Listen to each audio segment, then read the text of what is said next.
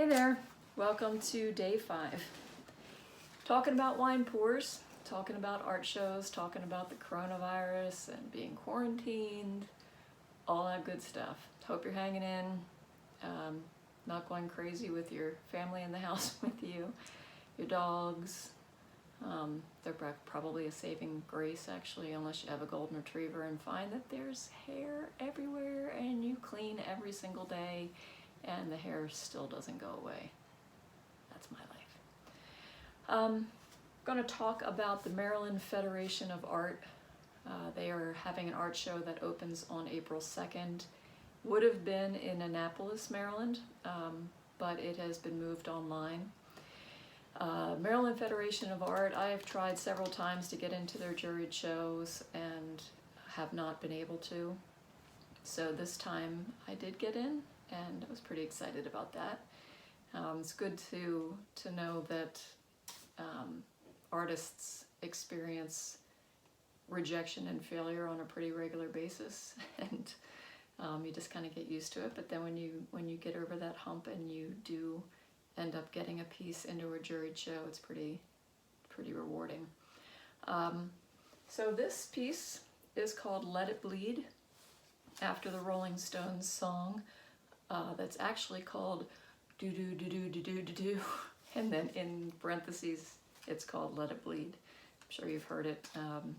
There was something that was happening in the news at the time about a black boy who had been shot by the police, and that song references a black boy running through New York City and getting shot by the cops. So that's how that became relevant for this pour. So this is a wine pour, and I used Gnarly Head Black, which is that deep purpley wine that I mentioned the other day.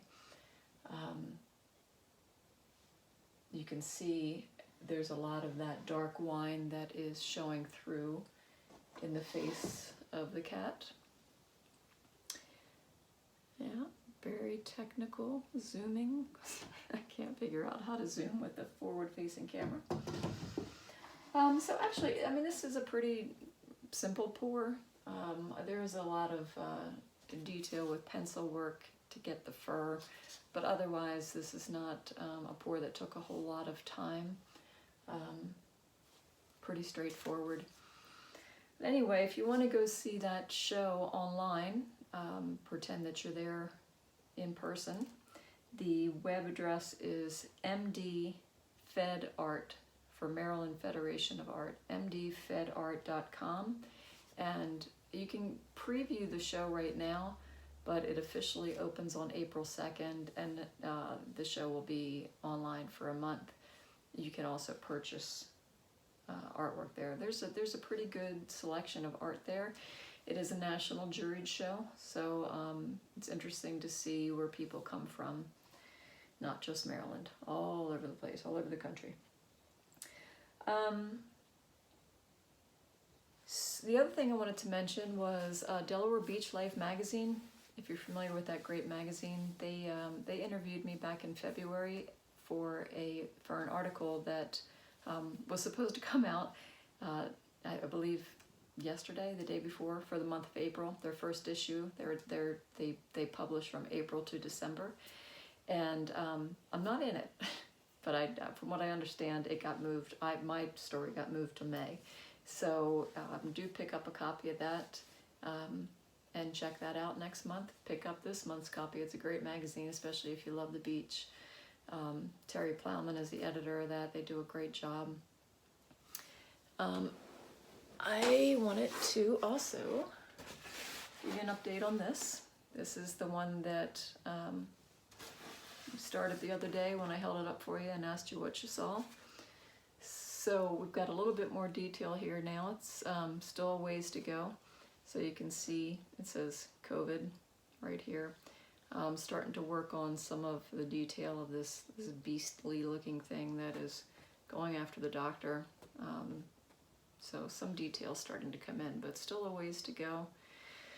Hoping to try to make this look kind of smoky and filmy as I add more detail. So more to come on that.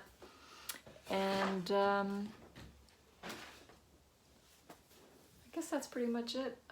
I hope that you're doing well and staying busy and staying creative if you can. I know people are doing all kinds of things. Justin Nixon, I saw your amazing garden. Just made me so envious. I love it. Bruce Clayton's doing live workouts, which I'm enjoying greatly. I've seen a lot of people post some beautiful food that they're cooking, and thank you to all the restaurants that are keeping people fed, the grocery store workers that are staying open and making sure we have what we need. Certainly all the healthcare people, oh my gosh, I just in awe of you guys. You're all heroes for being on the front lines during all this heartbreakingly awful stuff. But anyway, silver lining, I guess, is it's temporary, and make sure you tell people that you love them, and we'll all have a great big celebration when this is all over with. So take care, be safe, be healthy, and talk to you later.